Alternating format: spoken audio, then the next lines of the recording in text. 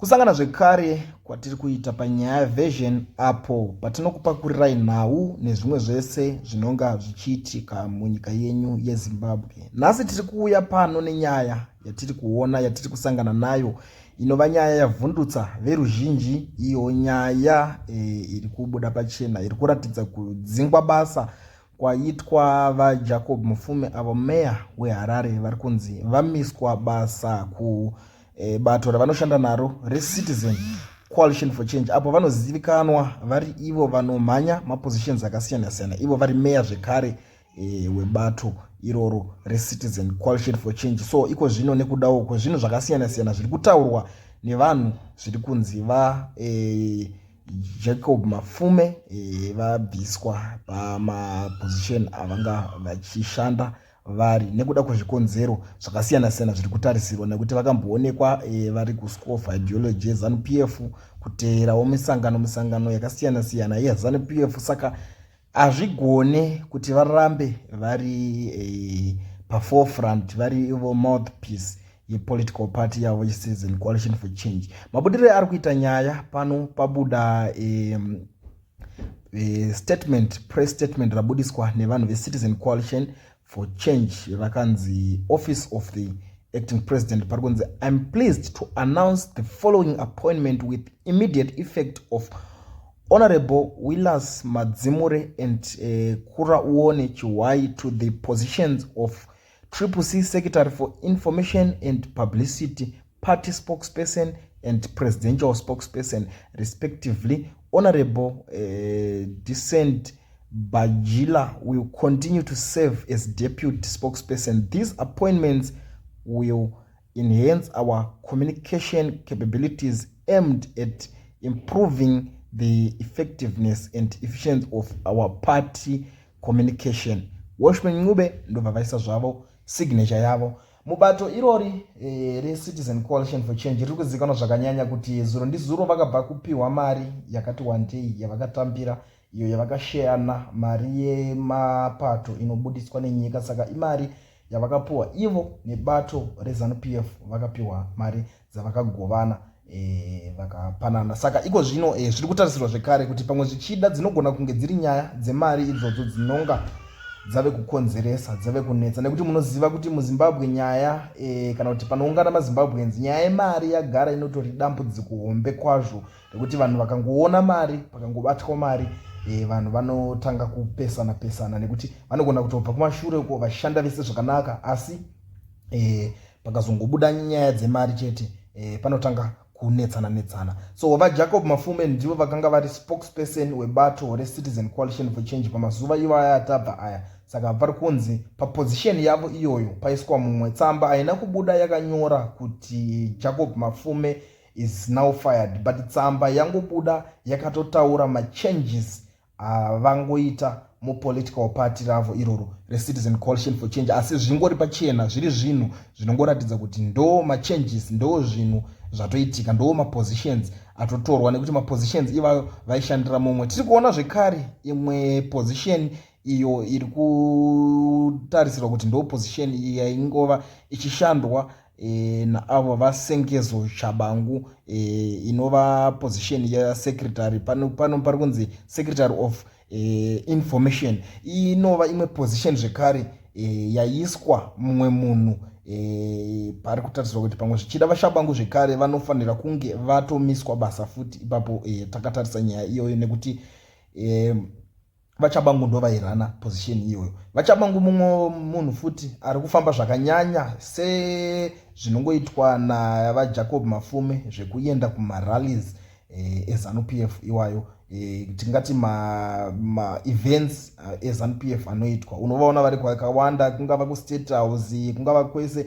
misangano mizhinji yese inoitwa, havashai vanenge variko, kuratidza kuti pamwe zvichidawo ivo muupenyu hwavo havanawo zvimwe zvekuita kana kuti rimwewo basa sezvinoitawo mamwe mapoliticians, zvekuti pane mamwe maevent emapolitical party havaendeende nekuti vanenge vachifokasa nezvinhu zveupenyu hwavo. Saka ipapapa kureva kuti pamwe kubato ravo kunogona kunge kunga kusina kana zvimwewo zvekuti vangashandira bata ravo vachiita, kana kuti vanganzi vangashandirawo nyika, kana kuti voitawo position yavo yeuseneta. Saka ndopa vaizongobuda vachingomberereka nenyika vachienda kasingapere kunzvimbo idzodzi ZANU-PF kunenge kuchiitwa misangano yeZANU-PF. vaJacob Mafume ndove kuendawo kuSchool of Ideology Chitepo iyo yeZANU-PF inova iyo ideology yeZANU-PF ndo inenge ichidzidziswa vanhu the way yavanohendla zvinhu kupolitical party yavo reZANU-PF. asi vaMafume vakasarudza kuenda ikoko ndokunodzidziswa ndokutograduata vakapiwawo certificate racho. asi pavakaonekwa vari ikoko vaatenda musangano iwoyo vakambobuda vachizviramba vachiti musangano uyu inational event yatangoti tiendewo kunosangana nayo national event. asi zvakazobuda pakazonzi pabuda certificate ravo ndo pakaonekwa kuti hausi musangano chete, harisingori event chete, haisingori national event sekutaura kwazviri kuita, asi inotori musangano wekudzidziswa nezvebato reZANU-PF, ideology dzepolitical party dzeZANU-PF. zvinova zvinhu zvakazokonzera kuti vanhu vazhinji vazokwanisa kubuda vachicomplaina nekupopota zvakanyanya kuti kosei ivo vachizoda kunge vachinodzidziswa zveideology yepolitical party yeZANU-PF ivo vane yavo ideology yeCitizen Coalition for Change. nekuti kutaurwa kwazvaiitwa painzi zvoni political party yeZANU-PF ideology yayo ndiyo ideology yaisa maZimbabweans panguva yakaoma iko zvino, yaita kuti vanhu vasvike pakurarama vachinetsekana zvakanyanya muZimbabwe. saka sei ava vazoenda kunodzidzira ideology iyo, nekuti isusu tine yeduwo ideology yatiri kuda kuti tinge tichiisa kuti inge ichizivikanwa kana kuti ichishandiswa iyo nemaZimbabweans. ndo nyaya imwe hombe yakanetsa kwazvo zvakakonzeresawo mitauro isingapere pamusoro pezvinhu izvozvo. saka ndo zvinhu zvizhinji zvaireizwa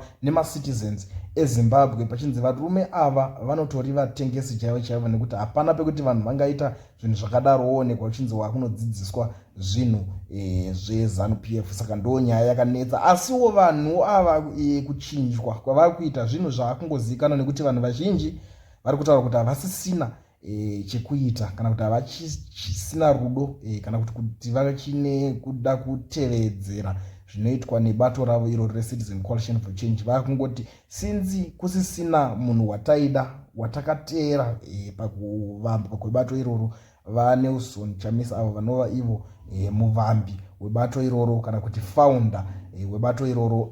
kungosiya kwavakangoita zvinova zvinhu zvakaita kuti vanhu vatange kuora mwoyo in terms of support yezvinhu zvinoitwa kuCitizen Coalition for Change, nekuti Citizen Coalition for Change yacho yakasara inoonekwa ichinyanyisa kushanda nebato reZANU-PF zvakanyanya ende ichionekwa ichiteerera bato reZANU-PF zvakanyanya. izvo zvakapuruvhika pamazuva pakarikolewa maMPs vese vaifungidzirwa kuti vari loyal kuna avo vaadvocate Nelson Chamisa vaimbova mutungamiriri. saka pavakangorikolewa kwakabva kwasara chikwata icho chinoshanda chichikwanisa kuteerera zvinhu zvinenge zvichidiwa nevanhu kana kuti vebato reZANU-PF. saka ndo nyaya zhinji dziri kunetsa panapa. saka ndangotirekedza ndikuve pano ndikuzivisei nyaya dziri kuitika, machanges avepo iko zvinezvi kubato reCitizen Coalition for Change ayo aziviswa nekuburikidza netsamba yanyorwa navaWorshiping Nyube vachitaura kuti zvoni taisa vamwe vanhu pamapositions aya anotevera. pano panonzi Panyaya Vision patinokupakurirai nhau nezvimwe zvese zvinonga zvichiitika. so kana uchinge watanga kushanya iri first time yako ndanga ndichikukumbirisawo kuti ugare wasubscribe wolike toramba tichizivisana zvimwe zvezvinhu zvese zvinonga zvichiitika munyika.